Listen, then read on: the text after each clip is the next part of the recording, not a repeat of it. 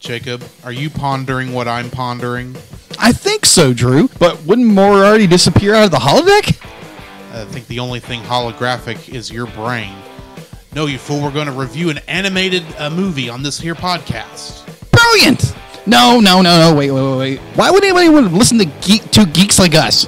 Because, you fool, these people are so very easily entertained. Okay, Drew. Narf!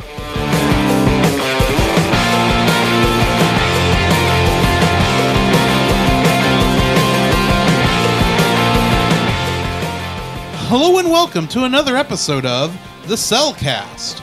Joining me today is your desire fulfillment facilitator, Jacob. Why, thank you. I'd like to introduce our co-host, a man who decided he had to leave for a year and come back, and only with a wheat penny. Welcome, Drew. That's a hay penny? Hay penny. Whichever. Which, admittedly, before I saw this as a kid, I'd never heard of before. It's only a half penny. Yeah, I noticed that. And it's like, what are you going to buy with a half penny?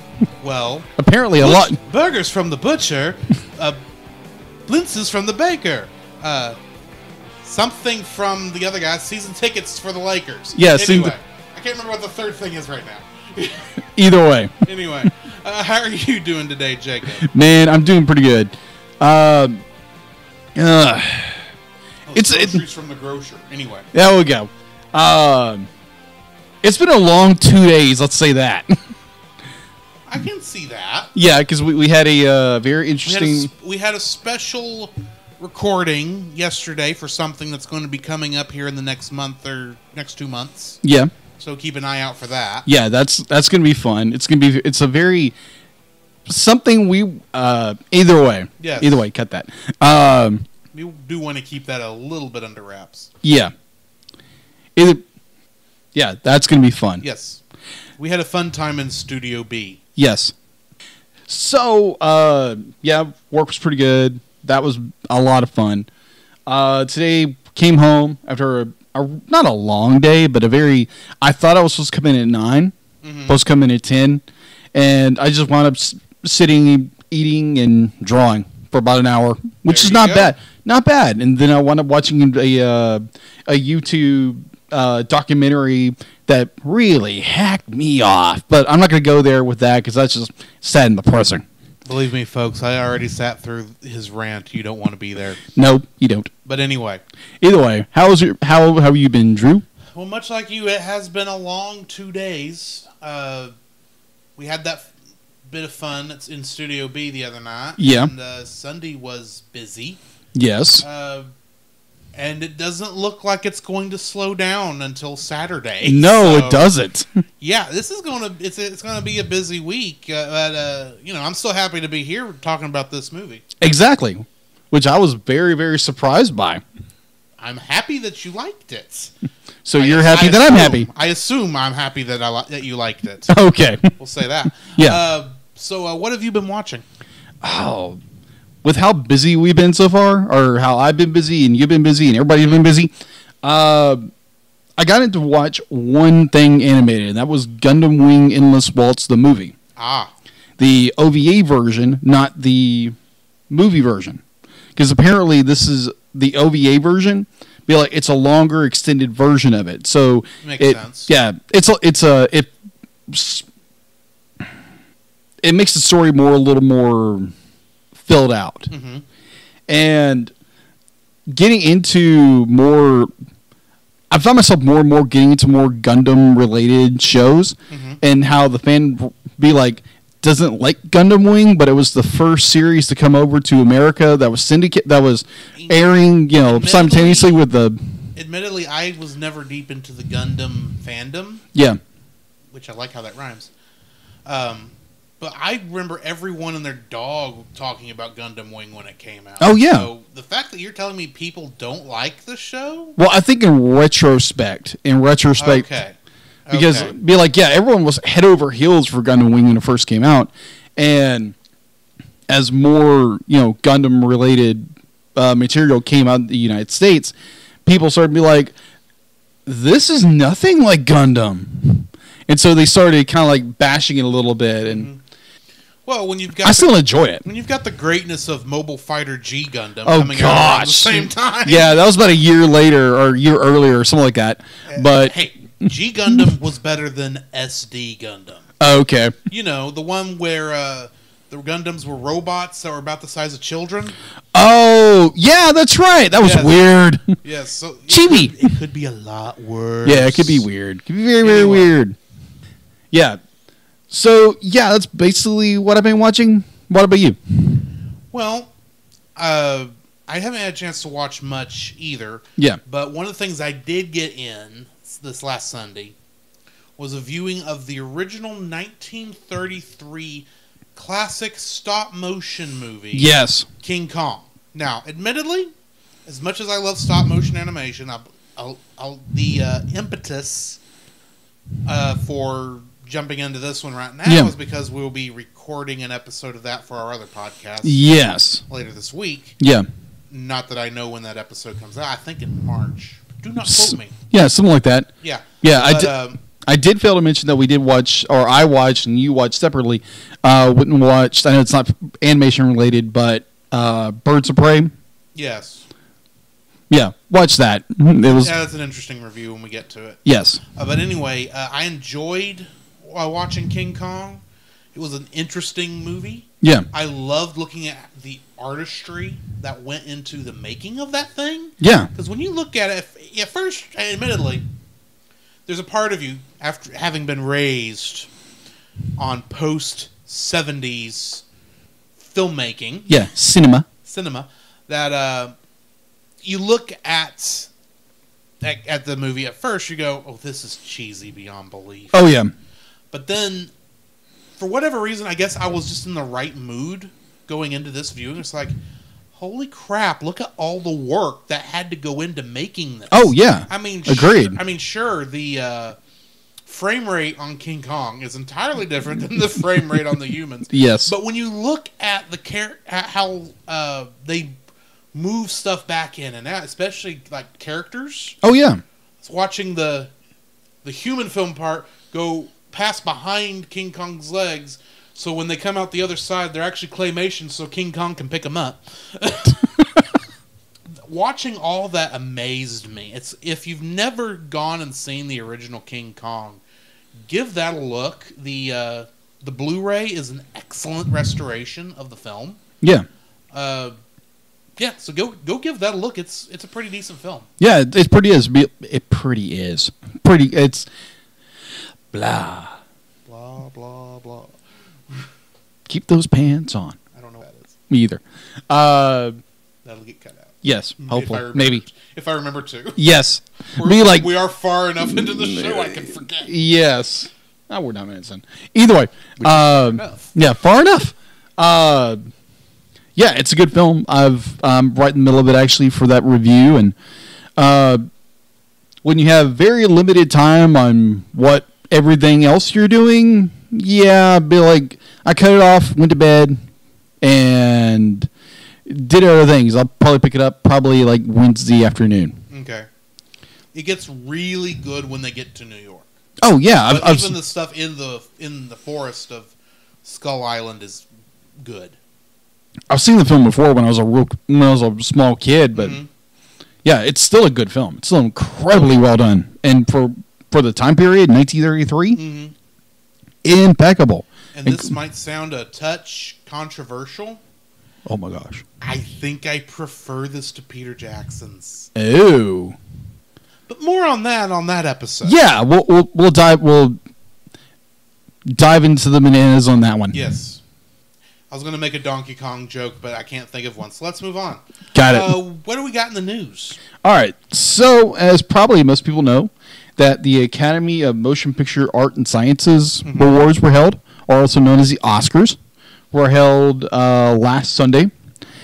That's the 92nd ceremonies, which was held in Hollywood, obviously. And we had Best Animation Feature and Best Animated Short Features. Okay. And I just want to ask you, what do you think won? So I've already looked at the list, right? Oh yeah, that's right. Who won? Oh yeah, never mind. I can tell you I don't think they should have won. Oh, I agree with you on that. But I think Toy Story 4 won simply because it was Toy Story 4. It was something when the people who don't even get a chance to, don't even try to watch every movie. Yeah. They just go ahead and vote and go, oh, there was a new Toy Story that year? Well, this year? Oh, well, those are always good. I'll go ahead and mark that one off. Yeah, those make sense. Because honestly, How to Train Your Dragon 3 was a much better movie. It was. Toy Story 4. I agree. And that's the only first one that's coming to mind besides that was on the list. I agree. But so that's probably what actually is my vote. To be honest, it's the one I remember. I agree with you. On the list was actually How to Train Your Dragon, like Drew said. Mm-hmm. I Lost My Body, which I never heard of. Yeah. Claws on Netflix was amazing. That's a good one too, but I still think I prefer Dragon. Yeah. Missing Link is a movie didn't watch, but eventually will. I think like most of these we will eventually get around to reviewing at some point. I would definitely agree with you that How to Train Your Dragon: The Hidden World was a far superior film than Toy Story 4. Yeah. In so many ways. So many ways. And plus, I would just like Disney. Don't get me wrong. I love Disney. Yeah. I love Disney and I love Pixar. They end up on the tops of these lists too often. Yeah, I would agree with you. In my opinion, because there's always stuff that seems to be better than them that never gets done because people vote Disney or Pixar because it's Disney or Pixar. Yeah. But anyway, that's just me being ornery. Got it. So, our other category, Best Animated Short. There's a few of them. There's one called Daughter, originally in Czech. I'm not going to try to pronounce that because that's going to be, I'll butcher it half death. Hair Love, Kit Bull, which is actually a very cute short. Memorial and Sister. Hair Love won. I had a feeling that one was the one that was going to win. Yeah, but I'll admit I didn't watch any of these shorts. Yeah, I saw the very small teaser trailer for Love Hair when that first Hair Love when that first came out, and it looked incredibly interesting. The fact that you have a father who's trying to braid his braid or put his daughter's hair into dreadlocks or what have you. I can't remember what the exact purpose of it, but it's dad struggling to do this, and I thought it was a very interesting concept, and I'm thankful it actually became a short and got funded. And yeah, kudos to the creators behind that for winning. And so into our second bit of news, which I'm very excited about because that's one of my favorite films that came out in the 2000s. Lilo and Stitch is getting a live-action hybrid film for Disney Plus. That could be interesting. Yes. Apparently, they are a rumor. It was over a year. The rumors that surfaced that the live action remake of Disney's 2002 Lilo and Stitch was being made, and it was confirmed. It's confirmed that it is going to be coming to fruition. That it will be shot in Hawaii. It will be a hybrid film with obviously Stitch being CGI, and probably many of the other aliens. It will be shot in Hawaii. Chris Sanders, who co-wrote, directed the original film, voice will be returning his voice for Stitch. Good. They're currently looking for a director. They have a script writer. They have producers in line, and they are currently looking. Yeah, they have production, everything going, and I really enjoy because this is a movie that was so underrated for some reason because some people don't talk about Lilo and Stitch, but once you bring up Lilo and Stitch, oh my gosh, people just lose it. Oh yeah, the thing with Lilo and Stitch is people forget it because I think the only other major Disney thing that came out near it was Emperor's New Groove that most people remember. Yeah, I agree. Because it's in that period between the Disney Renaissance of the 90s and the rebirth of Disney in the late 2000s. Yeah. That's my assumption there anyway. Yeah, you're close. But it's Lilo and Stitch is actually, to me, is a treasure. It's a treasure that everybody should go watch. And it's relatively available. You can buy it almost anywhere. For the most part, you can buy it online. Go to and it's on Disney Plus. It's on Disney Plus, so yeah, definitely go watch it. With its sequels and TV shows. Yes. So, do you hear that they are making a live action version of this?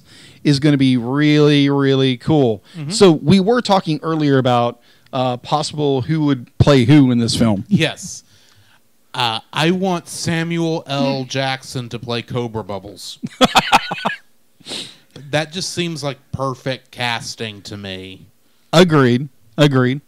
Yeah, Vin Rames, who originally did the voice of Cobra Bubbles, would be perfect, but Samuel L. Jackson sounds perfect. Yeah. Lilo, I have no idea. Pint-sized little crazy little girl.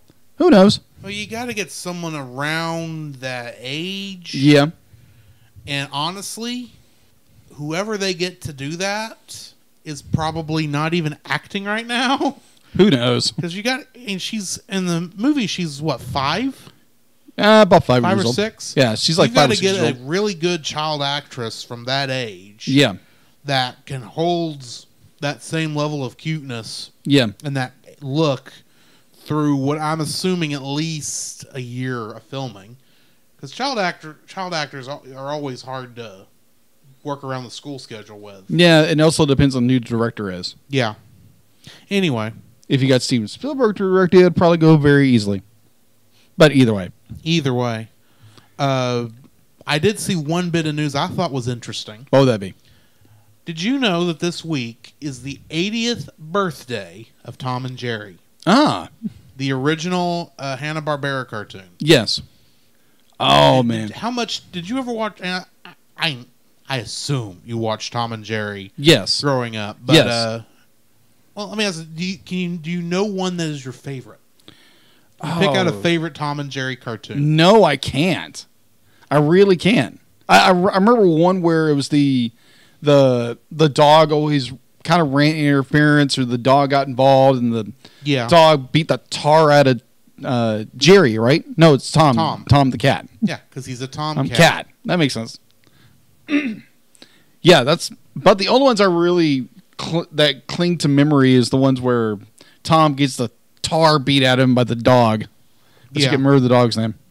One of my favorites is the one where, in the midst of their adventures, Tom ends up dying and goes to heaven.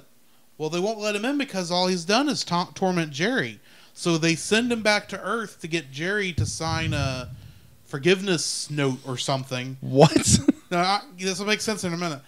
And, of course, Jerry's just scared out of his life because the cat he just saw die is now trying to get him, is now chasing him again. Oh, gosh. And by the end of it, because he's got a time limit. Oh, to okay. get this done by.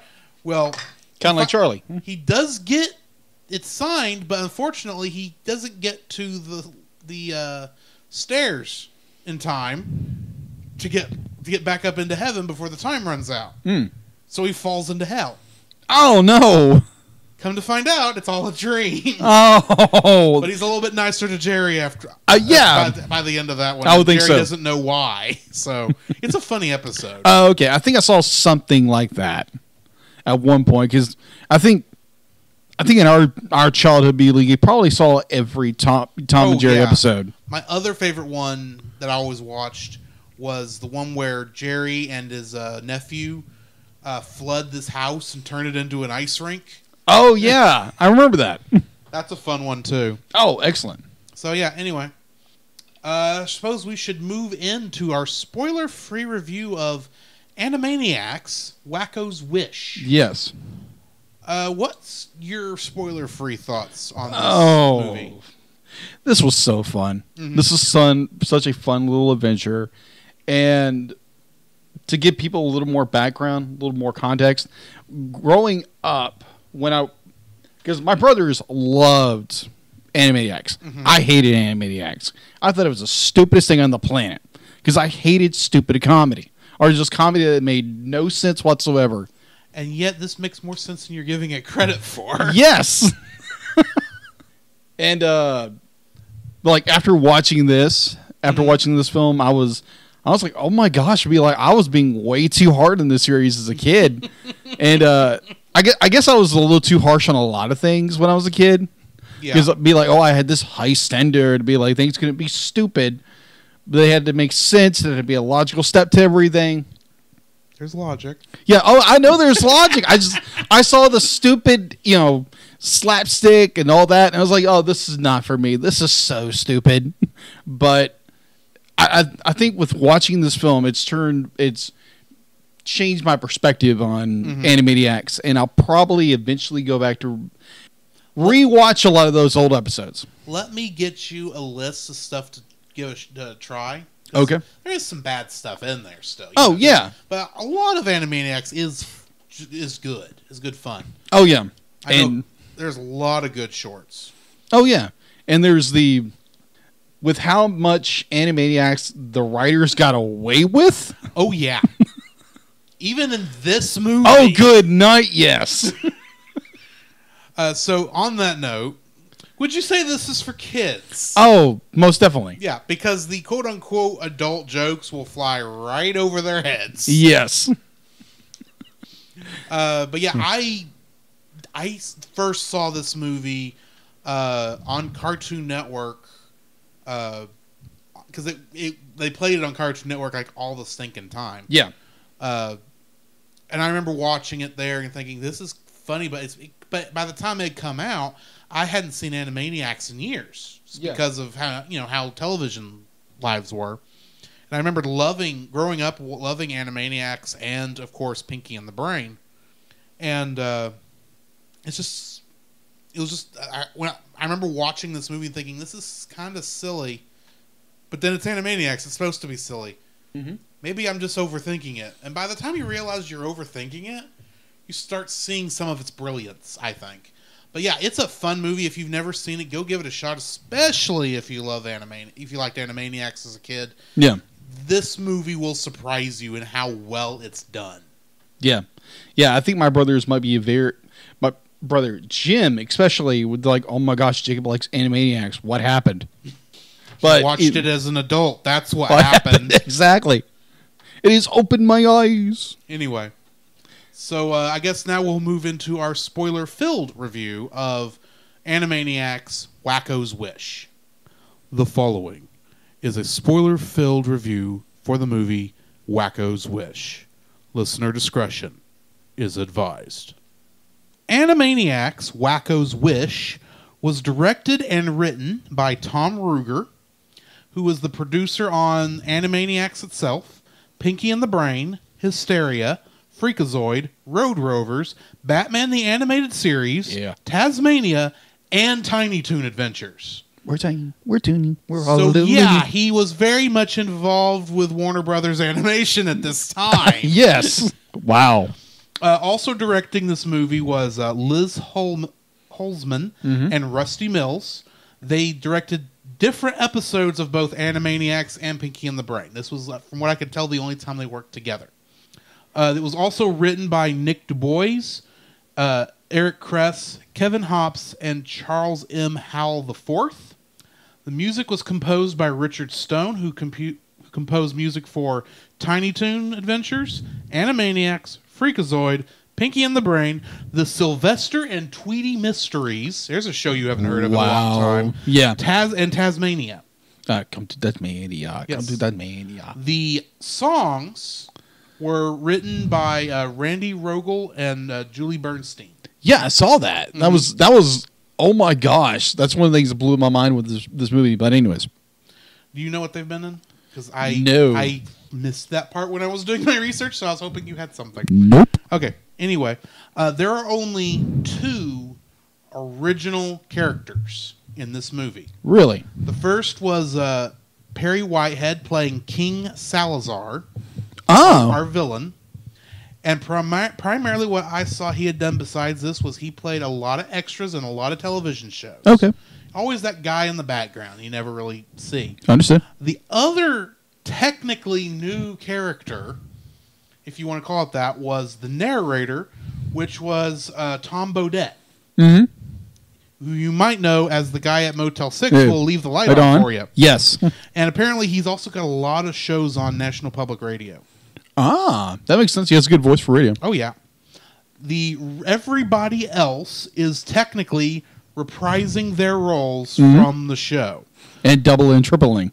In many cases. So I'm going to start off with our top three. Rob Paulson plays Yakko Warner. Yes. Dr. Otto Scratch and Sniff. Yes. And Pinky. Okay. In the 2012 Teenage Mutant Ninja Turtle series, he played Donatello. Yeah. And if you've ever watched Jimmy Neutron, he plays Carl. Oh, okay. You're missing one that's very vital. Go ahead. In 1984, he played Raphael in Teenage Mutant Ninja Turtles. See, I didn't scroll down that far. Uh-huh. This is why I let you interrupt, because you're going to catch stuff I don't know. Yeah, Rob Paulson has done a lot. Okay. And he's so good as a voice actor. So, Jess Harnell played Wakko Warner. Oh, gosh. The only thing he played in this one, though in the show he also played Walter T. Wolf, I believe was his name. Okay. That was Slappy Squirrel's nemesis. Oh, yeah. That is such a unique voice. In Mr. Peabody and Sherman, he played Abraham Lincoln, George Washington, Bill Clinton, and Isaac Newton. Wow. And a couple of random voices in Kingdom Hearts 3. Surprise, surprise. Oh, but it gets better. Oh, boy. Tress MacNeille played Princess Angelina, Contessa, Louisa, Francesca, Banana Fana, Bobesca III, but you may call her Dot Warner. But don't call her Dottie. Call her Dottie and you die. Hi. She also played Hello Nurse, Marita Hippo, and Mindy's mother. Ah. She played Daisy Duck, the Queen of Hearts, Chip, Merryweather, and Kanga in the Kingdom Hearts franchise. Wow. All the Kingdom Hearts games. She's the voice of these characters when they show up. Wow. Plus, if you ever watch the show Futurama, yeah, she plays Mom of Mom's Friendly Oil Company. Oh, okay. One thing I would like to point out. Okay, so in Who Framed Roger Rabbit? Yes. In all the cartoons that he's in, the mother be like, how it's all you see is her feet? I believe that's her also. That probably is. Or at least in one of them it is. I remember seeing that on there, but for whatever reason I didn't include it in the list. Okay. Because when you said that, it automatically clicked in, and I was like, wait, that's where they pulled that from. And that's impressive. Yes. Maurice LaMarche plays the Brain, Squit, and is the provider of Wakko's burps. Really? Yeah. Okay. Jeez, that guy could burp. He played Tapper in Wreck-It Ralph? Wreck-It Ralph and Ralph Breaks the Internet. Oh, okay. And I had a brain fart when doing this research, and I couldn't find it, but I know we brought his name up in an episode. Oh, okay. In something else. I've done my research trying to figure out who it was, because I remember this name coming up. So he's in something we've reviewed in the last year. Okay. I just couldn't find it. Okay, so to our listeners out there... Please, tell me where I'm stupid. Yeah, not stupid. Just me or I missed it anyway. Yeah, have a brain fart. Yes. Which we all have. Sherry Stoner plays Slappy Squirrel. Yes. She was a writer on Animaniacs, yes, Pinky and the Brain, and Tiny Toon Adventures. Uh-huh. This is technically a cameo role for her. Really? Yes. Every appearance of Slappy Squirrel is her playing herself because there was nobody else she felt who could play this role. Oh, okay. She writes her own stuff. Oh, okay. Playing her nephew, Skippy Squirrel. Yeah, hold on 1 second. Because I know pull something on me. Yeah, I am. Sherry Stoner originally it'd be like she's a comedy actor, right? Comedy actress, right? I couldn't find that I could be wrong. She was originally she's part of a comedy troupe. I'll take your word for it. Okay. I didn't do that in-depth research. I literally stayed on IMDb and then tried one of the other characters had to look on the Animaniacs wiki to find who played the character. But Okay. anyway. So Sherry Stoner was actually the physical model for Ariel in The Little Mermaid. I did see that, actually. Yes. I didn't think to put that in there, but yeah, she is that, which is kind of awkward. Yeah, it's very odd when you realize she plays this crotchety old squirrel, and then she, yes, I thought that was very. When you said it, I was like, oh my gosh, yes, like something I can throw in there. Yes, but go ahead. Okay, Nate Ruger, which was the son of the director, Paul Ruger. Yeah, Tom Ruger. Sorry, Tom Ruger. That is his son. And he plays. He also was the voice of Baby Plucky in Animaniacs. Oh, water go down the hole. Oh my gosh! And the funny thing is, when he started this role, his voice was in the vocal range. Oh, okay. He had to say all his lines much slower so they could speed it up and it would sound correct. Oh, okay. Which I'm convinced is why when you get to their bit there in Hungarian Rhapsody where it slows way down. Yeah. I'm convinced it's because they couldn't get that to play any faster and it sound right. Oh, wow. So that's personally why I think that one's not at speed. But anyway. I got you. Funny note on that. Going back to my reference of The Little Mermaid, when they did, they brought in a young actor to play Flounder. So they had him, do his roles. About 6 months later, they had to be like, "Hey, we do some AR, what is it called?" Be like they had you said it right. It's ARD, but ARD. And I wouldn't be surprised if we brought this up in the Little Mermaid episode. But go ahead. Yeah, we probably did. But he had to be like they brought him back, and his voice has dropped. Yeah. So they had to this actor here had to crank him, ask him ask him to talk slower, like I have to when I start talking really, really fast, and my brain doesn't want to catch up. My mouth doesn't talk it, whatever. I think your brain works faster than your mouth does. Yeah, that's I have that problem too. Yes, so I have to talk a little bit slower so I understand what these guys are going through. So yeah, I thought that was another very interesting little fact. Factoid. Nancy Cartwright played Mindy. Really? Who is most famous for playing the voice of Bart Simpson. How much of a difference is that? Oh, yeah. What character did she play again? Mindy. She played Mindy? Mindy. Oh, okay. Okay, lady. Bye-bye. Okay, I love you, Bumblebee lady. Bye-bye. Wow, that is such a contrast. Yes. Our good friend... Eat my shorts. Yes. Our good friend, Frank Welker, was the voice of Baron Thaddeus von Plotz III, a.k.a., if you watch the show, the CEO of the studio, Mr. Plotz. Yes. Ralph T. Guard. Yes, his middle name is literally the. Runt, Buttons, Chicken Boo, and Flavio Hippo, and Farfignoon.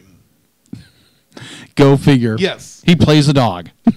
And a horse. And a horse. But the new thing I found for him this week, I'm always trying to find something we've not covered before for Frank. Yeah. Do you know he's the voice of Dino in a mini Flintstone stuff? I'm not surprised. I'm not surprised either. He's not the original Dino, of course. Yeah, obviously. In some of his 80s and 90s stuff, he's Dino. Oh, wow. That'd be really interesting because the Flintstones meets the Jetsons story. I bet you that is Frank Welker in that. Probably, because Frank Welker also did what's the dog's name? Astro. Because if I remember correctly, Frank Welker did Astro. Wouldn't surprise me. So they were basically playing off. He's playing off himself again. Yes. In this movie, he does it again. Yes, exactly. Multi-talented, amazing man. Mm-hmm. Chick Venera plays Pesto, the purple-headed pigeon. Oh yeah, that's doing his best. What's that guy's name from the Goodfellas? He's making fun of a guy from Goodfellas. Joe Pesci. Is it Joe Pesci? Yeah. It's yeah. So he's doing his best Joe Pesci impression. Yes. This whole thing. As far as I understand. What he's mostly known for. And he was an extra in lots of different shows. Nothing that really stood out as a major role. Yeah. John Mariano plays both Bobby and the gas station attendant in the Cave of Thousand Terrors. Oh, yeah, that's right. That was the weirdest, trippiest thing on the planet, but it was so fun. And he, too, played lots of different extras. Ah. Bernadette Peters is the voice of Rita. She played Sophie in Anastasia, as you remember. Yes. And in the movie The Jerk, she plays Marie. Oh, okay. I have when you said her name, I had one line go through my head. I've got such a headache. Yeah, but that I know that is a bit, but it was threw just, me off as a kid then too, because it's like Rita. How many different Ritas are there? Yeah. Anyway, I actually know a woman named Rita. yes, I do too. Ben Stein. Yep. Plays the Desire Fulfillment Facilitator, or Pip. Yeah. That is a returning joke from an episode of Animaniacs. Really? Okay. Of a guy who, the guy that shakes your hand and keeps shaking your hand and you can't get away. Oh, yeah. Stops. That's the joke. Oh, good night. He was in a couple of episodes there the Warners would end up getting stuck with. So this time it was Wakko's. Oh, his turn to get stuck. Pretty much. So, question, kind of a real interesting. Mm-hmm. Have you ever been stuck in one of those situations? Oh, yes. Oh, those are a headache. Mm-hmm. It's like maybe not shaking hands, but the conversation will not stop. Yes. Despite the fact you have nothing to add. Anyway, oh, yes. In Ferris Bueller's Day Off, he played the economics teacher. Ferris. Yes. Bueller. Dr. Arthur Newman in The Mask. Oh, yeah. And, of course, terrible psychologist. For dry, red eyes, Clear Eyes has an ingredient to moisturize. That guy. Yeah. From those commercials. Jeff Bennett played the captain of the guard and Baloney the dinosaur. Baloney the dinosaur. Yeah, you know, the Barney ripoff. Oh, yeah. That's who that's supposed to be. Okay, that's what I thought together. I was like, wait, where's the dinosaur? Oh, yeah, that. Now, the captain of the guard, did that guy look familiar to you at all? Yes, from a certain, a certain movie that dealt with the Hearts of Darkness? Yes, just a little bit. Yeah. I was like, oh my gosh. That character came from that episode? Yes. That was based on Apocalypse Now? Yes. And I love that they reused him here. But he is... The main thing I know that guy, Jeff Bennett, from playing was Johnny Bravo in Johnny Bravo. He played Johnny Bravo. He was Johnny Bravo. Oh, yeah. Yeah. Paul Rugg plays Mr. Director, which was the really goofy guy, the third guy in the Cave of Endless Torment or whatever it's called. Yeah. That guy? Yeah. Another reoccurring character that I never understood as a kid, but he is the voice of Freakazoid. Oh, okay. Show I've never seen. I will have to introduce you, but I'm afraid if you thought Animaniacs was stupid as a child... Oh, I'd have thought Freakazoid was idiotic. Oh, yes. But I enjoy it because of how stupid it is. I got you. Anyway. And then in a very understated role in this one, but technically she was a big enough actress they had to credit her, Julie Brown played Minerva Mink. Really? Mm-hmm. Minerva Mink has like maybe 2 lines, and one of them is in a song. Oh, okay. In this one. But in the Batman animated series, she played Zatanna. Oh, okay. So yeah, that's who I got on the cast. Oh, awesome. So when it comes to information, there's not a whole lot ever since they direct to at its initial release was VHS. Mm-hmm. For those kids out there, this before DVD and Blu-ray. Remember those small black monoliths that on the backside had these 2 white spheres that kind of look like a domino, and you placed them in this big machine and it made a bunch of noise and then put this video on the screen? That's what we're talking about. Oh, okay. Yeah. So, FYI. Indeed. So... Knock. Okay. All right. Problems? I just nearly knocked the microphone over. Okay. I was trying to put my foot down. Oh, okay. Because it was going to sleep. Ah, so you got a left foot. Yes. Anyway. All right, so... Apparently, this movie was going to be released in August. Originally going to be released in August of 1998. Mm-hmm. But then it got pushed back. Because apparently they decided when they test screened this film, that they instead of using the money for promotions and release material, all the trouble it takes to do a wide theatrical release. Exactly. They went back and threw a lot of it back into the film, and so they then released it on December 21st, 1999. And so I'm curious, how long ago was that after the initial ending of Animaniacs? Well, I know the show ran for 6 seasons, and I believe it started in 93, so it would have been right like a year after Animaniacs so went on the air. So 98. So it's been about a year. About a year. Roughly. So yeah, that's about all the information I've got. I probably get done digging for an hour. I may have found a budget, but... I'm sure it had a budget. Oh, it had a budget. Just don't know what it is. It may not be reported much anywhere. Yeah. But yeah, so for those of you who don't know what any of this we're talking about is, Animaniacs was a animated variety show that pretty much started off on Fox Kids for about 2 or 3 seasons. I think it was 3 seasons. Yeah. And then when they created the WB station and had their Kids WB block, they moved Animaniacs over there. It was made up of a number of different reoccurring segments. Yeah. The most common one was, of course, those dealing with the Warner siblings. Wacko Yakko Dot. Who, according to the main story, were created back in the 1930s prior to the Looney Tunes. And they pretty much ran amok because they were wild and crazy and their cartoons didn't make sense. So they ended up, when they finally caught the Warners, they locked them in the studio's water tower, never to be released. Yes. As for the Warner films, they also made no sense. They were also locked away, never to be released. And that's where they've stayed until this very day, or 1993, when the Warners escaped.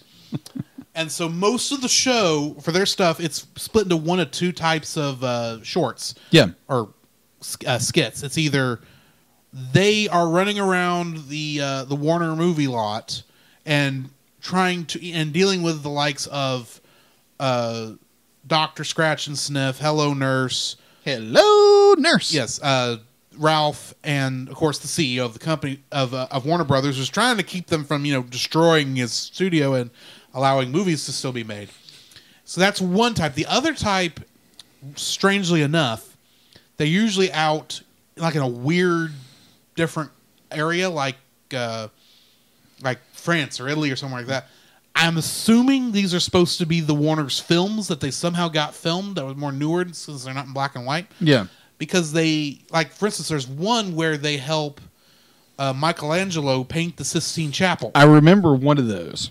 And if I remember correctly, I don't remember who they were getting to do that, but anyway, in both of those types of shorts, though, they would parody Hollywood throughout the entire thing. Oh, yeah.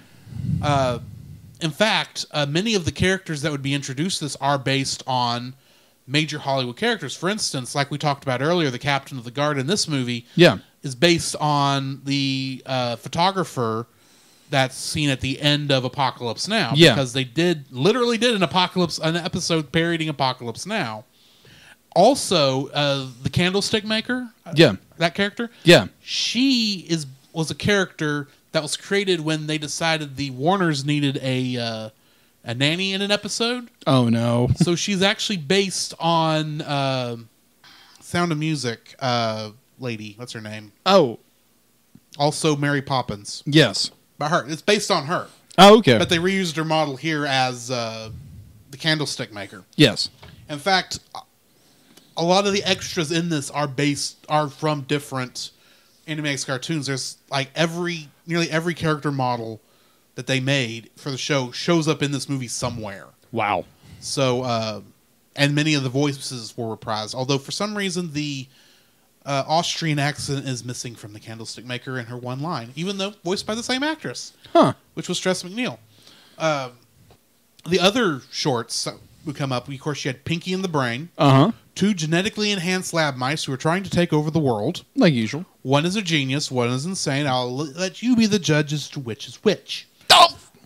The third one that came up regularly and is in this one is Slappy Squirrel and her nephew Skippy. Slappy was an old cartoon star, around the time of Looney Tunes. Yeah. And so, of course, knows everybody from that era in Hollywood. Yeah. And her nephew is having to live with her because, for whatever reason, of course, he's full of energy. My favorite episode of theirs is Bumby, the Dearest Dear, where they go to see Bumby and a parody of Bambi, and of course, Bambi gets shot. Bambi's mother gets shot. Oh no! And of course, Skippy's bawling his eyes out and can't be consoled. Right. So, to prove that Bumby's mother is really alive, and because she knew the actress who played Bumby's mother, oh no, took her to go see it. And it worked for a bit, but then you know how kids are. Anyway, you should watch that one. That's a funny one. I've heard of this episode. Yes. Then you have Rita and Runt, a cat and a dog. Although the dog is so stupid, he thinks the cat is a dog. Yeah. But the cat, being played by Bernadette Peters, sings in every episode. Of course, sounds beautiful because it's Bernadette Peters. Right.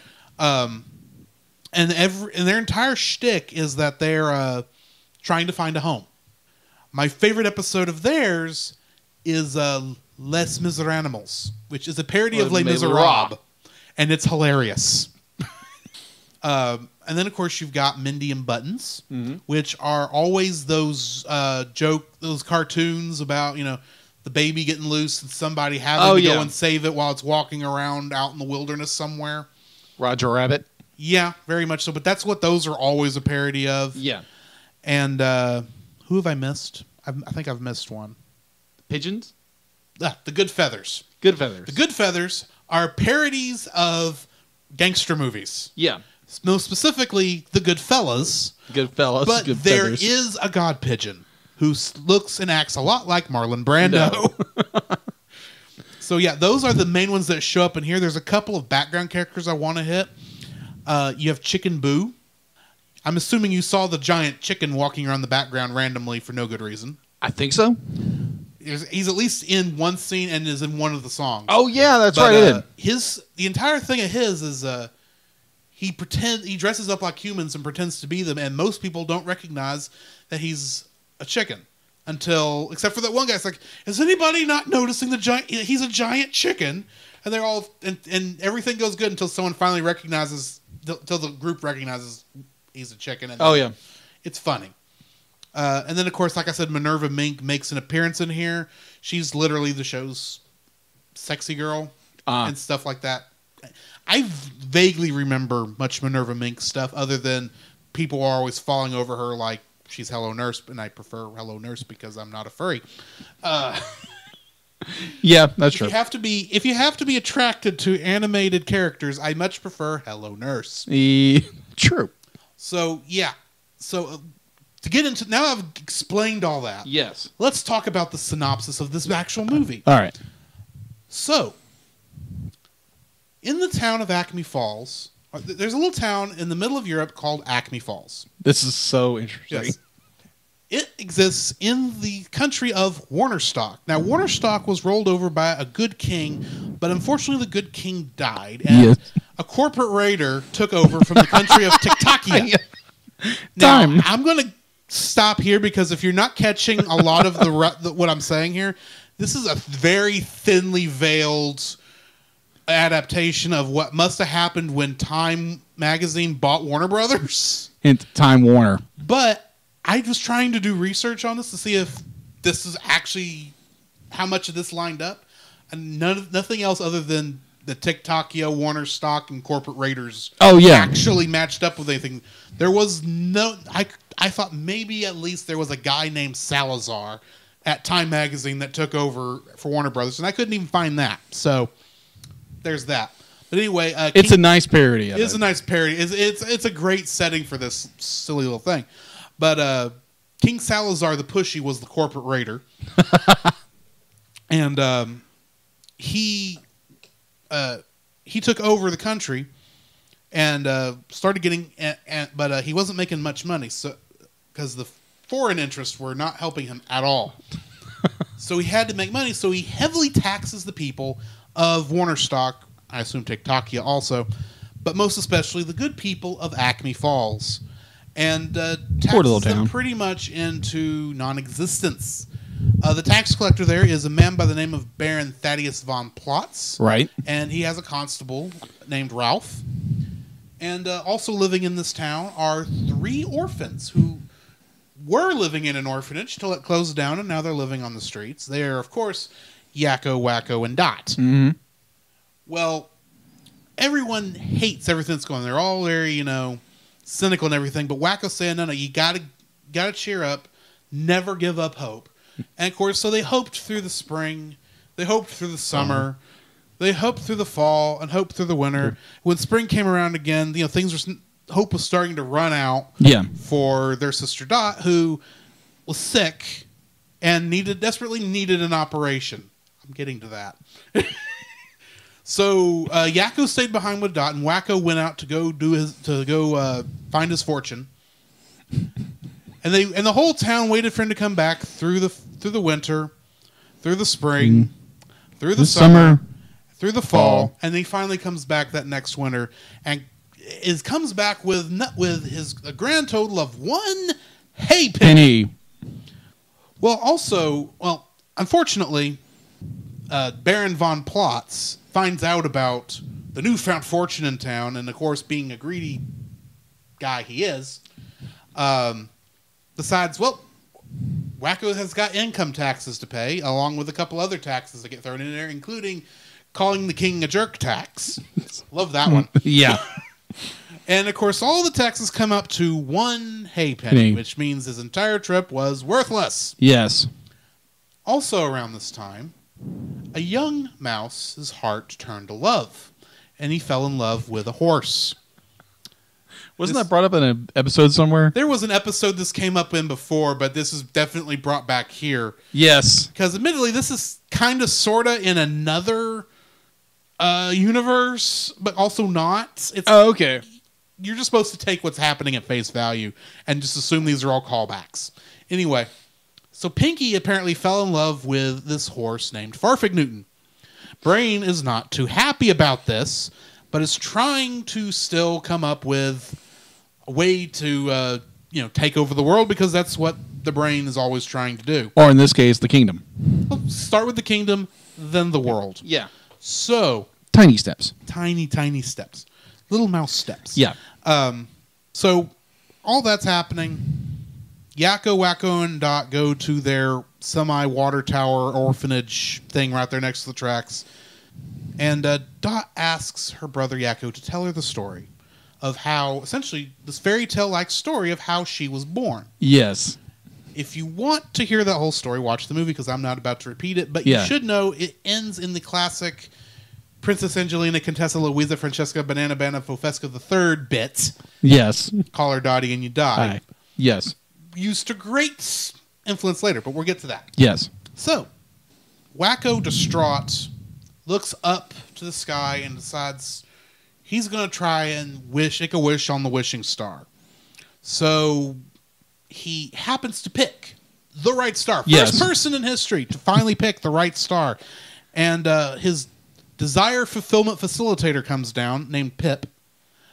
He used to go by the Good Fairy, but that just didn't seem to really fit him very well. And says, okay, here's the idea. All you've got to do is go touch the star and you'll get to make your wish. So he says, okay, I'm ready. And so the star comes down, and of course it comes down, about a day's ride from town? Something like that. Way off in the wilderness. Pip even says, gee, I thought that would have come in closer.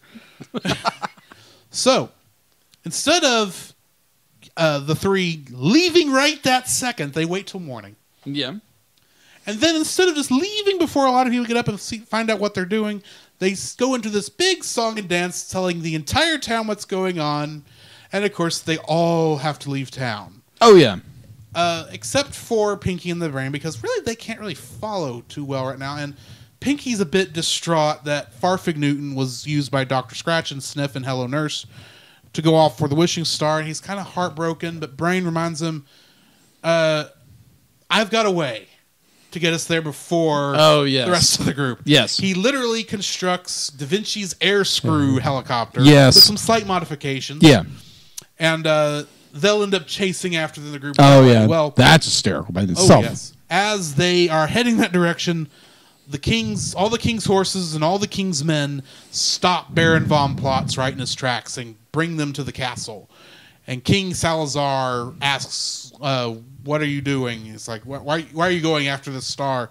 Surely there's nothing more other than serving me that you could wish for. He says, oh, no, sure. No, we were going to go secure the star for you just so you could use that for anything else you might want. He goes, okay, fine, you go do that. So they go do that. But, of course, King Salazar does not trust them. So sends off the rats with wings to go chase them, which are, of course, the good feathers. Yeah. And also that he has a severe hatred for the Warner siblings. Yes, strangely enough. It's like, why do you want them dead? Because they're annoying. It's like, well, that's not a good enough reason, but you know what? You're the king. We'll go along with it for now. Yeah. In the process, of course, Skippy and Slappy were in town when all this was going on, too. So they left with everyone else, and they're jumping along the trees to try and get ahead of everybody. Oh, yeah. And they happen to pass a little cottage out in the middle of the woods with a baby, a dog, and apparently Snow White. Yes. Not legally Snow White, but gee, she looks like it. And plus, she's got Mindy has 7 uncles that she has to cook and clean for. Apparently. And they're going to send Mindy off to the retirement village to take Grandma her sweets. Are we sure? So I'm wondering if she's Little Red Riding Hood. Yeah. Are we sure these 7 uncles don't have 7 brides? I don't know. Okay. But but she's having to clean up for them anyway. Jeez, they're slobs. Yeah, exactly. So Buttons, of course, has to go. Oh, poor Buttons. The mother wants Mindy to take the pie, but Mindy decides, you know what, Buttons, you've been such a good boy for me for so long, kept me safe. I'm going to let you have the pie. For the first time, Buttons gets his due and doesn't have to go through a bunch of stuff ahead of time to get his reward. Despite the fact most of the time in the show, he never gets his reward. No. But that goes a little bit until Mindy sees Slappy and Skippy passing overhead and decides, I want to catch the squirrely whirlies. And she goes, of course, chasing after them. And, of course, Buttons has to follow to keep her safe. And shenanigans ensue. Rita and Runt, however, are hiding out in Dr. Scratch and Sniff and Hello Nurse's elixir wagon that they are taking up there. And like I said, Pinky and the Brain are working their way that way on the air screw. But some shenanigans including 2 times that Pinky and the Brain nearly die. Yeah. Because Pinky. Pinky, go figure. Let's just say Pinky. You told me to stop. So then we get a song. This is the only song I'm going to directly mention because it actually tells you what everyone wished for. Oh, yeah. Which is important for the end of it. But basically what you need to know is Yakko wishes they could make this trip in the summer. Yeah. Wakko is wanting to wish for the operation for her sister. Yes. I don't remember what she was wanting. Yeah, I'm forgetting. It's not important, but she survives. That's the main thing. Spoiler, she survives. It's something like peace on Earth or something like that. Something. But of course, Rita and Runt want a home. Dr. Scratch and Sniff wants his elixir to sell well. Mm-hmm. Hello Nurse wants to be thought of for her looks instead of for her... No, she wants to remember for her brain. For her brain instead of for her looks. Which leads to my favorite joke in the whole stinking thing. Hello, brain! I am not amused. So they're going... they go through this whole thing. Ralph has the hardest time trying to figure out what he wants. First, he wants to be the sheriff. Well, you're already the sheriff. And Von Plotz points out, you are the sheriff. Oh, well, I want to be a police officer. You are a police officer. I want to be constable. You are constable. You all these things. Finally, at the end, he decides, if I think I know what I want to direct. So we move on. Now, we come up to this bridge. At this bridge over this gorge, Yakko, Wakko, and Dot make it over pretty much all right, but you can tell from when they go over how rickety this bridge is. Wakko nearly falls. Yeah. But they get across. They're followed by Dr. Scratch and Sniff and Hello Nurse and theirs. Yeah. They get across the bridge kind of fine. Skippy and Slappy work away. They get across the bridge fine. Yeah. Mindy, following the squirrels, follows, and she night. nearly falls to her doom, but saved at the last minute by Buttons, who saves her by holding onto the ropes with all 4 legs, grabbing onto her with his mouth, gets her back up on the bridge. She crosses over him and gets off the bridge. Pulling a Superman. Pretty much, and just as Buttons starts to breathe a sigh of relief, the 2 hippos come in, start to cross the bridge, and Buttons. You can just hear the whimper.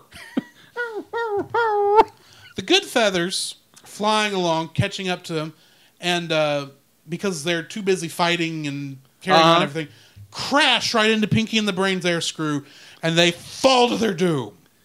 Meanwhile, Farfig sees this happen, realizes the love of her life is about to die, kicks into overdrive, and pulls Dr. Scratch and Sniff and Hello Nurse, plus Rita and Runt in the back of the thing, across the countryside, causing this huge internal concoction, a mess to gather in the side of the thing, as she's running to try and catch the air screw before it falls into the gorge. Meanwhile, I don't remember exactly how all this happens, but eventually everyone gets safe at the gorge, and they're all trying out. When Dr. Scratch Sniff checks to see what's this, gets a drink of the concoction that somehow mixed itself in the back of the thing, right, and essentially created Coca-Cola. Pretty much. They call it Scratchy Cola by the end of it, but yes, still, it's Coke because that's where the bottle comes from. But everyone tries it, refreshes, and of course, Wakko drinks it, and his great Wakko Roddy comes out and causes an avalanche by burping. And they all run for the hills. Of course, I remember Plotz and Ralph got caught up in all this, and and their thing got busted. So they're holding onto their 2 bulls that were pulling their cart as they're going along the way, trying to outrun the avalanche. Eventually, everyone survives because this is a kids' movie. Yeah, and they all stop right at the wishing star. Yeah, where it's fallen, and Yakko, Wakko, and Dot get hand in hand. They start walking. You get this great, most like, oh, the movie's ending. It's so great. Oh, look, there's King Salazar ready to end the world. End our good times. So everyone from town gets locked up in a concentration camp, pretty much, including the Baron and the guard. Yeah. You've failed me for the last time. Pretty much. And they're going to execute Yakko, Wakko, and Dot. Of course. But Yakko points out, well, we know something you don't about the star. Wakko says, we do. He says, shh, shut up.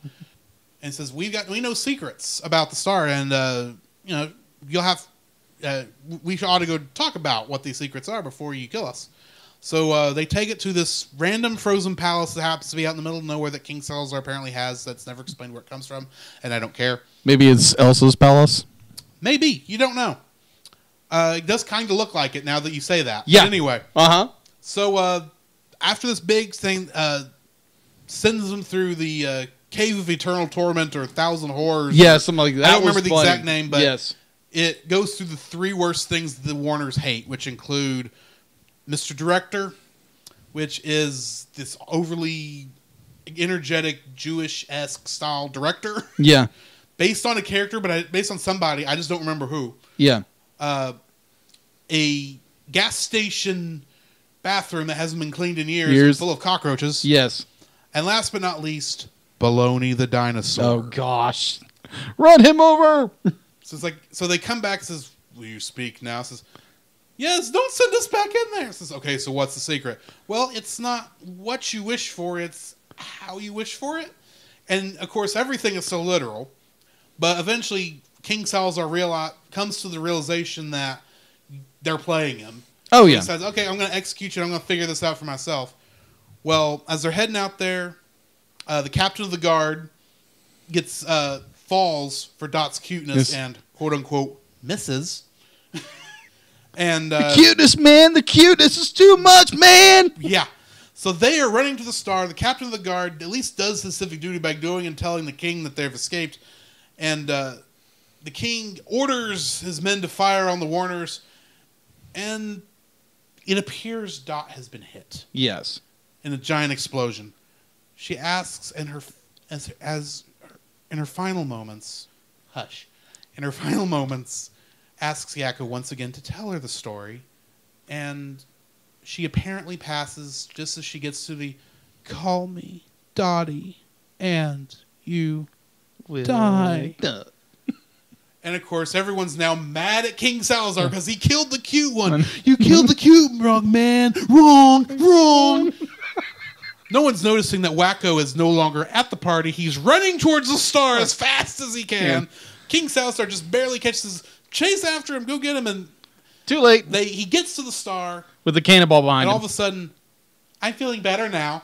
Oh, it's such a pain in the neck. Here's the thing. They do allude to something like that happening because the first time they tell the story and Yakko leaves her bedside, Wakko says, "How's she doing?" He says, "Oh, she's doing horrible. Her acting lessons just didn't pay off at all." Yeah, I noticed that. It's like, that was the foreshadowing that there's nothing actually wrong. Yeah. But anyway, Wakko gets up there. He makes his wish. And what does he wish for? 2 hay pennies! Jeez. But this ends up being a good thing because he's able to pay for Dot's operation with one of the hay pennies, which was plastic surgery to put a cutie mark on her. With that hay penny that he got from doing the surgery, he was able to work with his team of mixologists, a.k.a. Rita and Runt, to perfect the formula so he could then make Scratchy Cola. That hay penny went all over town. Everyone was able to get some good off of it, which tells you how bad the economy really was in that town. Yeah. It did allow essentially everyone's wishes came true. Dr. Scratch and Sniff's Cola got popular. The CEO of his company ended up being Hello Nurse, and everyone was very happy with her figuring instead of her figure. And she did design the new bottle, and she's just not sure where the design came to her from. It's kind of Kirby. Yes, a little bit. But a place that ended up selling Scratchy Cola with its burgers was Baron von Plotz's Burgermeister restaurant, where he was now finally king, which is what his wish was. And Ralph, whose eventual wish was to direct, ended up directing Traffic. Also, Rita and Runt do get a home with Dr. Scratch and Sniff. Mm-hmm. Mindy does get back home, even though she didn't get to play with the squirrels that much. And Buttons finally gets rewarded for his loyalty with about 30 steaks. And Mindy's mom finally gets the wish that she's been wishing for since the first episode of Animaniacs. Mindy finally calls her mom. Also, Pinky does... we find out that the Warners are actually... the descendants of the true king and queen, meaning they are actually princes meaning Princess Angelina, Contessa, Louisa, Francesca, Banana Bobesca III is actually a princess. And their royal stables end up getting taken care of by Pinky, which was a gift so he could be near Farfignutin, who's now one of the royal horses, apparently. Right. And this job was given to them by Prime Minister Brain, who used the leverage in the unfortunately never happening sequel to take over the kingdom and then eventually try to take over the world. Right. And that's pretty much where the movie ends. Yeah. So, now that I've gone through all that and probably took more time than necessary, anyway. Yeah. I want to continue talking. Okay. And go into my first like, if that's all right. Go ahead. One of the thing I like the most about this movie, as a person who grew up watching Animaniacs, is how they took essentially five segments from the show and integrated them into one big cartoon. Every running joke from those things, such as the Warners and their special friend, in this case the king, the great Wakko Roddy sequence with the burps. Okay. Hello Nurse. All that stuff. Plus, you get with Pinky and the Brain, they go through the whole, gee, Brain, what are we going to do tonight? And the Are you pondering what I'm pondering sequence. And, of course, ending with, what are we going to do tomorrow night, Brain? The same thing we do every night, Pinky. Try to take over the world. And the great part is with Are You Pondering What I'm Pondering? Is it's during one of the songs. Which I love. Yeah. We'll get to that part in a minute. But then, of course, you get the Mindy and Buttons thing with all that. The Slappy and Skippies is pretty much the kind of thing theirs would be, where it's them bouncing off of each other with the jokes, and that sort of thing. Her being grumpy, he being energetic, and they're still good family. Yeah, that's always a good joke. And of course, you got Mindy and Buttons, and that's always fun. And Reed and Runt don't get too much in this one, but it's still a lot of their stuff is there too. It's just so good. And plus, you got little background jokes, like I said, with Chicken Boo being in there, and a couple other things. It's like they knew they were making the last Animaniacs. Yeah. And so they pulled out all the stops to make it represent all of Animaniacs instead of just the Warners, even though the Warners are the biggest part of it. Yeah. And I just love how they were able to take all these 5 different things that were intentionally made to give distinctive segments in the show, made them all work together, because they were not really designed to work together other than to be separate segments in the same show. And I just love that. Also, I love that every single character they ever made for the show has a cameo. So, now that I have talked for way too long, what is your first like? My first like, there again, as a child, didn't like the show. I didn't even know they had a movie. So, one, I was very surprised that it was actually that good. Yes. And this is kind of one, like, it's one, but it's two. It's one. I was so surprised how good this film was, and that it was a musical. Yeah, I think I intentionally left that out. Yeah, thank you. That was a very nice surprise to see dudes. It's like, what? It's okay. They're going to one song, then another, then another, then another. Like, how many songs are in this thing? Like 7? About 8. Actually. About 8. Wow. But that is because technically. We're off on our way to the Wishing Star song, and Hungarian Rhapsody #2. Those two, right? Yeah, right next to each other. Yeah, they consider them separate songs, probably for legal reasons. Probably, but yeah. Yeah, it was a lot of the. I had very negative negative expectations for it. It's like, oh, it's Animaniacs. It's not gonna be that great. And I was thoroughly surprised. Thoroughly enjoyed this film beyond belief. And the music just like, that was actually really good. I was there again, flabbergasted. Like, oh my gosh, they pulled this out. And it's very fitting into the Animaniacs, as a series. At the time. Wait, I'll what? get to that at the end. Okay. I just want to point that out there that this is at the time. Okay. I think I've heard of this, but I'll let you know once we get past our dislikes. Okay. In our final thoughts. Okay. So what's your number 2?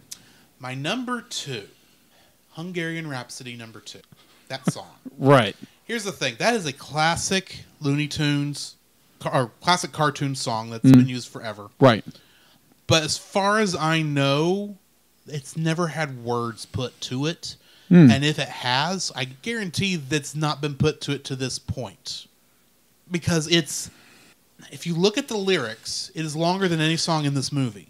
Because literally, it is singing along to the whole thing. It's like, I'm trying to remember the exact lines. Like, well, for instance, like I said, the Pinky and the Brain thing earlier. It literally goes, Pinky, are you pondering exactly what I'm pondering? I think so, Brain, but this guy, will we get the weasel to wholesale? No, you if we get to that star, whatever. Yeah, it's that good. That fast. It's like, how are you catching up with this so quickly? Because it's literally every second. It's like they move back and forth, and then of course, anyway, the whole thing is that sequence is my favorite sequence in the entire movie. Yeah, that was genius. Because it's like, and it's just them in the town and going and talking. Here's giving exposition that we already know. Yeah. But explaining why everyone else now knows it and why they're now going on this journey too. Yeah.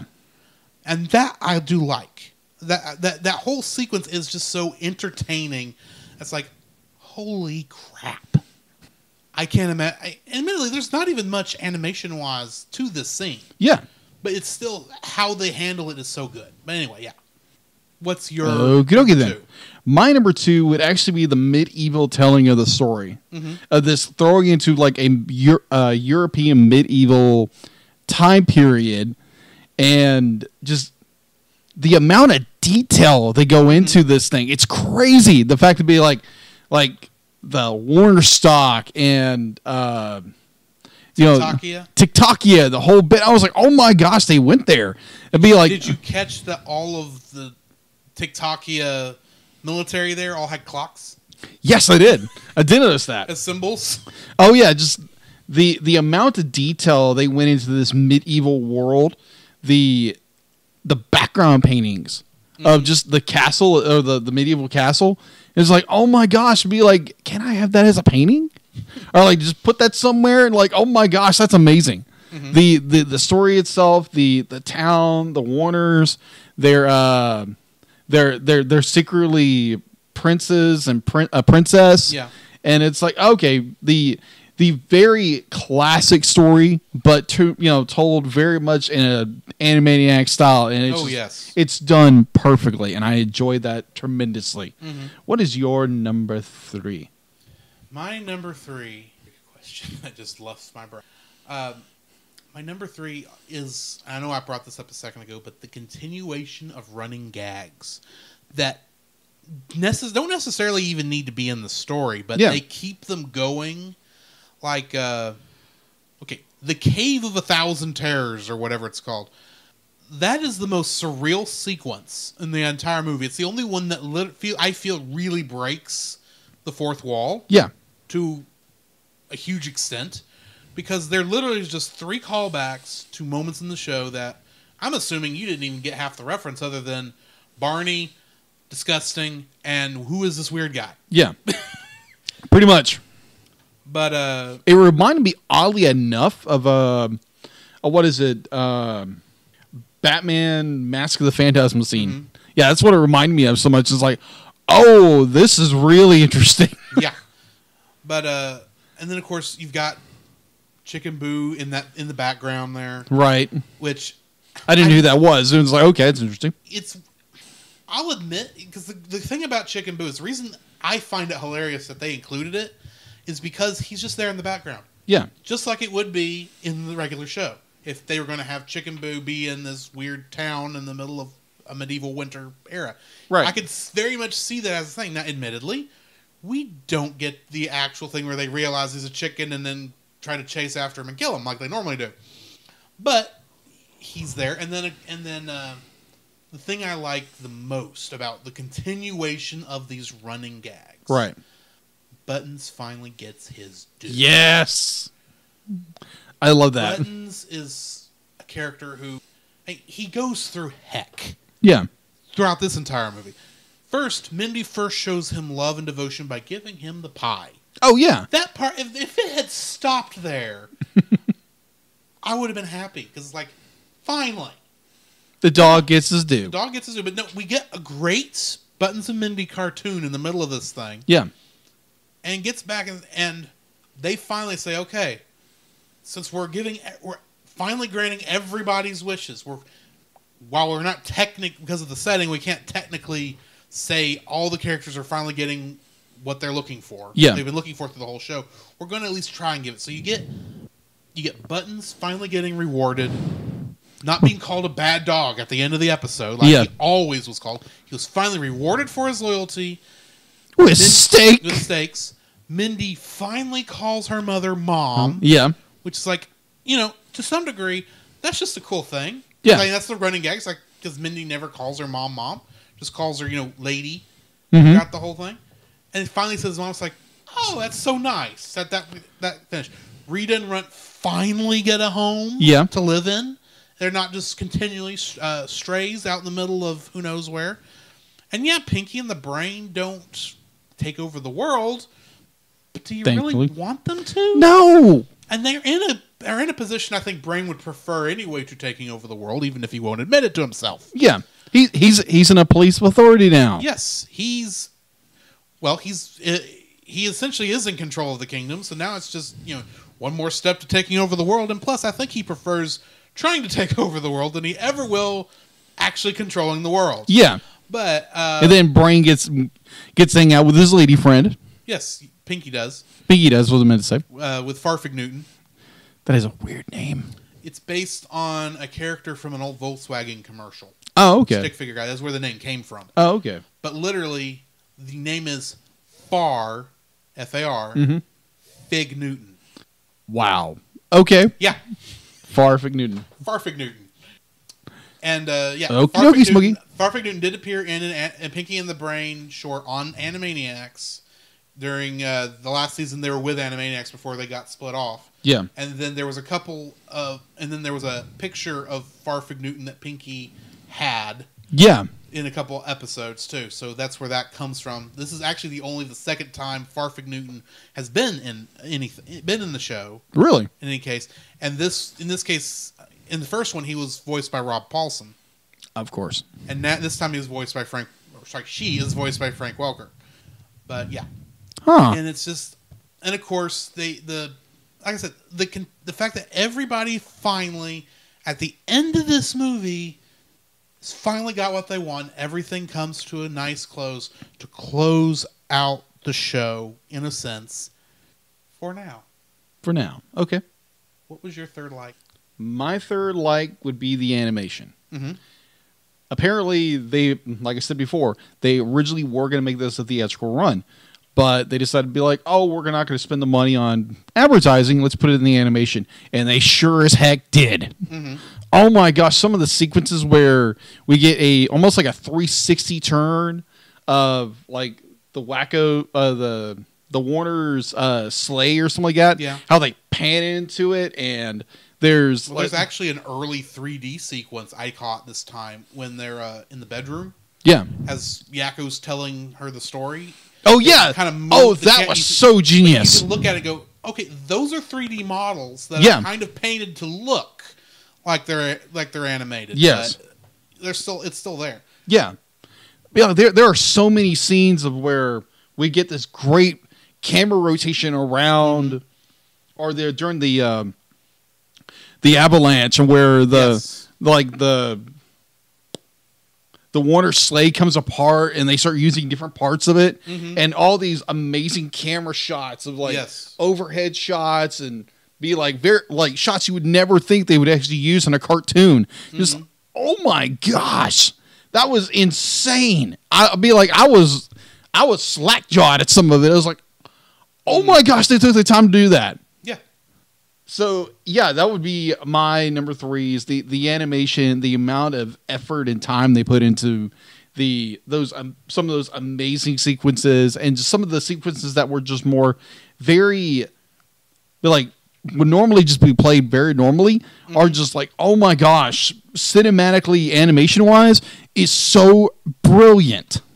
It's uncanny in so many ways. So, yeah, it's my number 3. All right. What is your first dislike?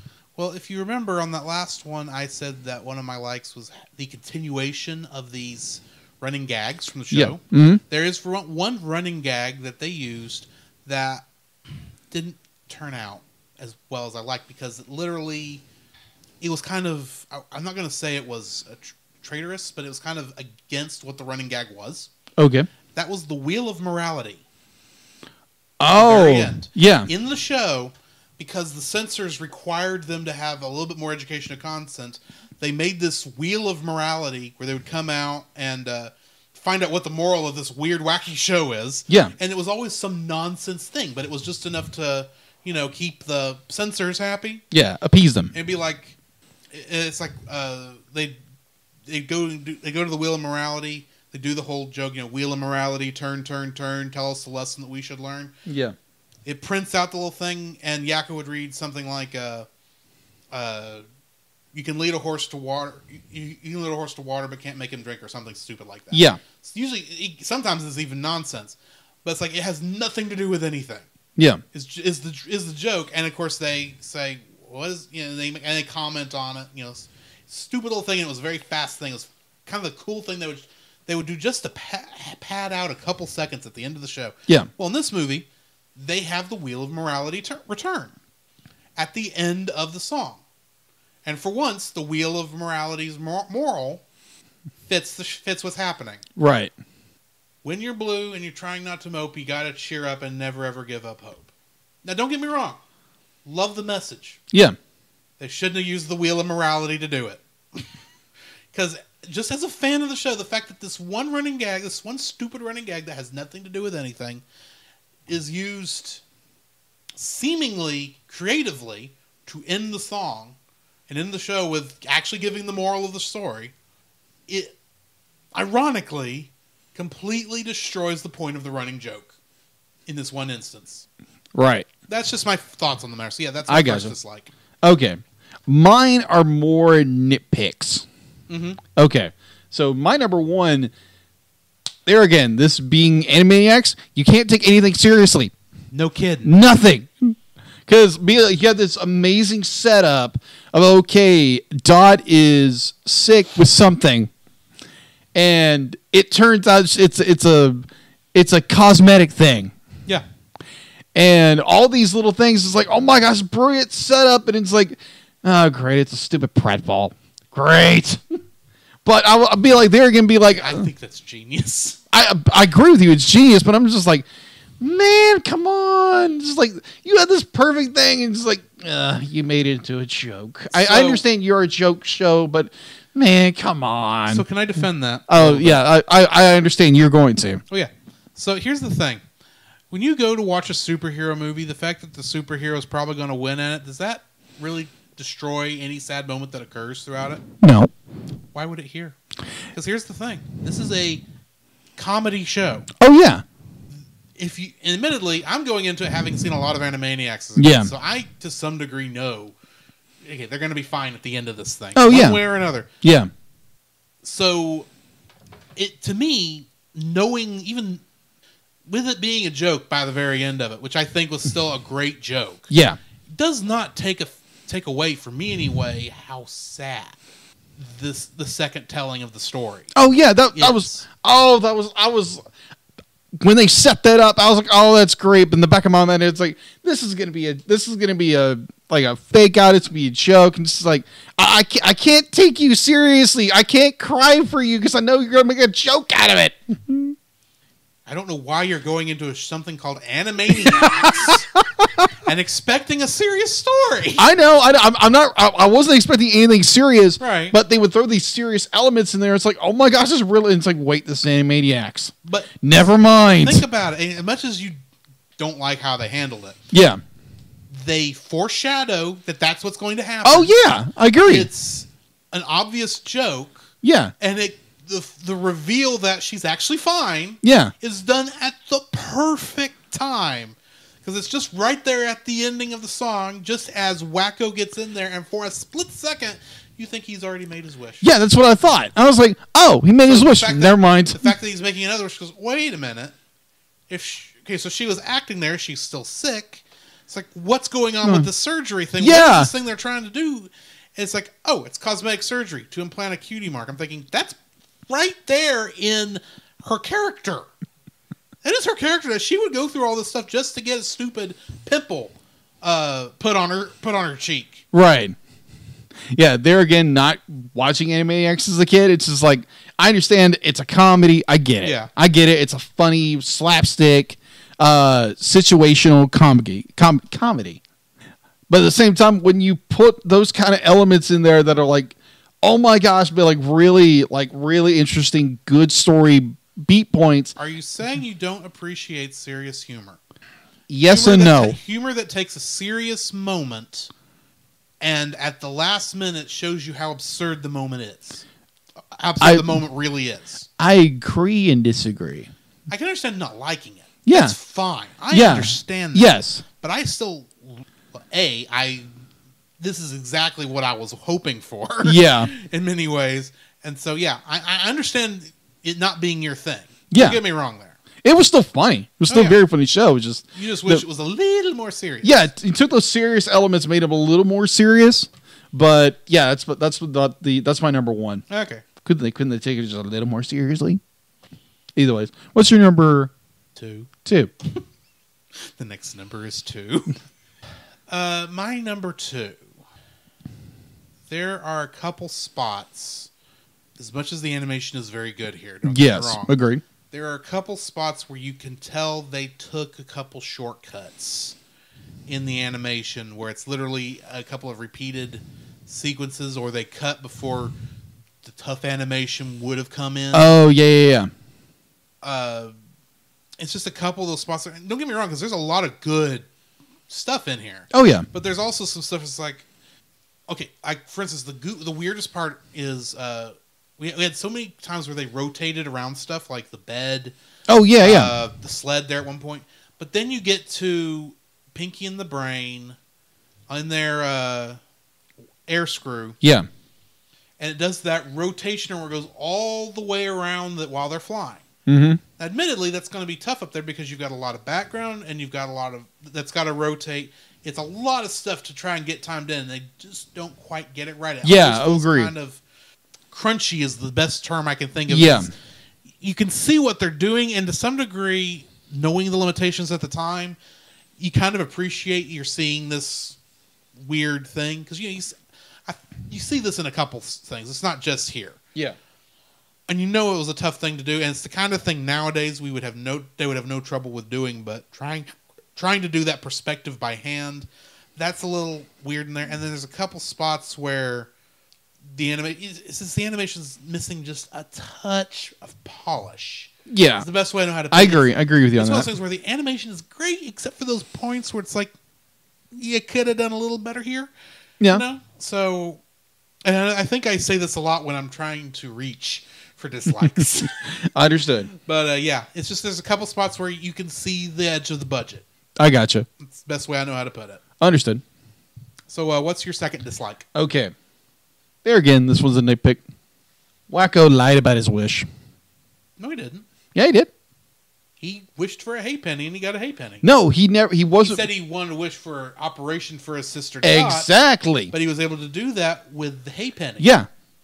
So the entire time in the movie, he's gonna be like, "I wish for my sister to have her operation." The entire time. Yeah, and he made a wish that would get her operation. I understand what you're saying. Yes. It's like it's annoying. It's like, really? I understand what you're saying. You're wishing that he had the. Now, first off, yeah, I want to say that we never actually heard him make the wish. Yeah, that's true. We never did. Say that. It could be that he wished for the operation or the means to have the operation done, which honestly sounds closer. Not that he would use the word means, but you know what I mean. Yeah. And the star gave him 2 hay pennies. Yeah. He didn't really need to give him the second one, but maybe just in case plots got greedy again. Yeah. Yeah, it was one of those the Deus Ex Machina. Yeah, it was definitely a Deus Ex Machina ending. Yeah, just to make you get everyone that happy ending. Yeah. Deus Ex Haypenny. Deus Ex Haypenny, exactly. That just annoyed me. It's like, really? They're like, yeah, you could have got your sister the operation and instead everybody else, she got an operation and everybody else was just. But it made everything just. But happy ending because of how he made the wish, it ended up being better for everybody, not just him. Oh yeah, I agree with that. I agree with that. Admittedly, he had no way of knowing it was all going to fall into place like that. But at the same time, this is a cartoon for kids. Some degree, you got to let the chips fall where they. Yeah, where it leads to a happy ending. Or the coins might. The hay pennies. Yeah. Either way, that's another one of my little gripes about it. What's your number 2? 3, actually. 3, whichever. My third dislike is that this was the end. This was the end of Animaniacs. Of the world as we know it. Not quite. This was the end of Animaniacs. It was the end of an era. One of my favorite shows as a kid. It's always sad when you see a show. And admittedly, I wasn't there when the actual show ended because, I had grown up a bit. Mm-hmm. And I only saw this much after. But knowing that this was the finale for so long, it's so sad to see something like this end. Yeah. And that's kind of how it was until about 2 years ago. Yeah. When it was announced that Warner Brothers was partnering with Hulu to bring Animaniacs back at the end of this year. Really? Oh, yeah, I heard about that. Mm-hmm. Oh, okay. Sometime this year. I say Oh, no. by the end of this year, they're bringing Animaniacs back. And I will say, when I was looking through the cast list, Yeah. a lot of people, those same people, were listed. Oh, yeah. I saw that Rob Paulson was returning, and all that the entire core group was Pretty back. much. I was like, oh, my There's gosh. only a couple people who are missing that I honestly don't know why IMDb wasn't listing them, because I can't imagine they don't want to return for those roles.